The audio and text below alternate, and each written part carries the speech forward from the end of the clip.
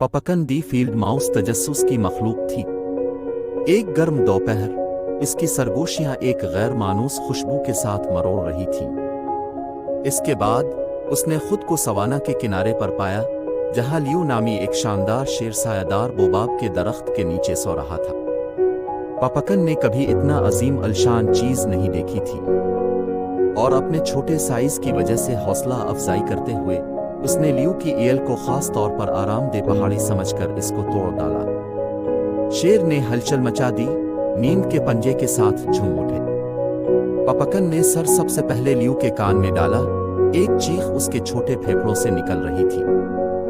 Liu एक धाड़ के साथ बेदार हुआ, जिसने पत्तों को हिला दिया, लेकिन कांपते हुए चूहे को देखकर उसकी बजाय कहकहा लगाया। इतना छोटा लुकमा मेरी सरगोशियों में गुदगुदी भी नहीं करेगा, वो गिड़गिड़ाकर बोला। पपकन खौफजदा लेकिन हमेशा शाइस्ता दिल की गहराइयों से झक गया। मुझे मुआफ कर दो ताकतवर लियू, मेरा मतलब कोई बेइज्जती नहीं था।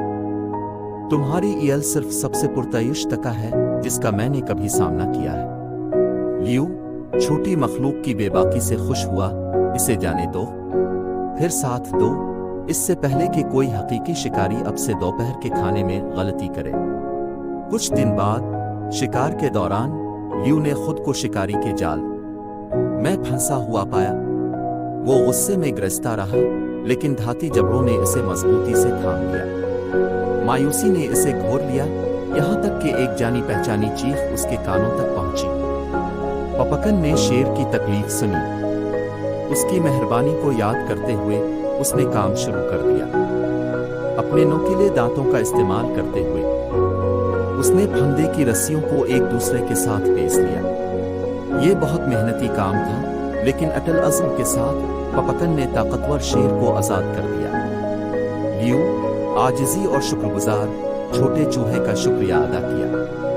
आपने मेरी जान बचाई पपकन, इसने कहा। अगरचे छोटा है, आपकी हिम्मत बहुत ज्यादा है। याद रखें, साइज कोई फर्क नहीं पड़ता जब दिल बहादुर हो। इस दिन से शेर और चूहे के दरमियान गैर मुतवक्के दोस्ती खुल गई। पिकन अपने गहरे हवास के साथ लियू को खतरात से खबरदार करता था, जबकि लियू ने मिकन को नुकसान से बचाया था।